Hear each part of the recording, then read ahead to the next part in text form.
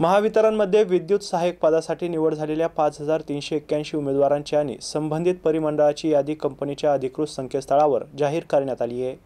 महावितरणने विद्युत सहाय्यक या पदासाठी 20 ते 22 मे दरम्यान ऑनलाईन क्षमता चाचणी घेतली होती। या निवड झालेल्या उमेदवारांची यादी 30 जुलैला सविस्तर माहिती आणि सूचनेसह कंपनीच्या संकेतस्थळावर प्रसिद्ध करण्यात आली आहे। त्यानंतर 14 ऑगस्टला निवड यादीतील उमेदवार आणि त्यांना वर्ग केलेल्या परिमंडळाची यादी जाहीर करण्यात आली आहे। येत्या 20 ते 22 ऑगस्ट दरम्यान विद्युत सहाय्यक पदासाठी निवड झालेल्या उमेदवारांच्या ऑनलाईन अर्जामधील नोंदणी, कागदपत्रे आणि प्रमाणपत्रांची छाननी तसेच पडताळणी त्यांना वर्ग केलेल्या संबंधित परिमंडळ कार्यालयांमध्ये होणार आहे। या तीनही दिवशी संबंधित परिमंडळामध्ये सकाळी 10 वाजता मूळ कागदपत्रांची पडताळणी सुरू होईल। नमूद दिवशी काही कारणास्तव पडताळणी पूर्ण झाली नाही तर दुसऱ्या दिवशी करण्यात येईल। तथापि सर्व मूळ कागदपत्रे आणि प्रमाणपत्रांसह संबंधित उमेदवारांनी स्वतः हजर राहणे आवश्यक आहे। जे उमेदवार कागदपत्रे पडताळणीसाठी हजर राहणार नाहीत त्यांची निवड रद्द समजली जाणार आहे। भविष्यात कुठलाही पत्रव्यवहार केला जाणार नाही असं देखील महावितरणकडून स्पष्ट करण्यात आलंय।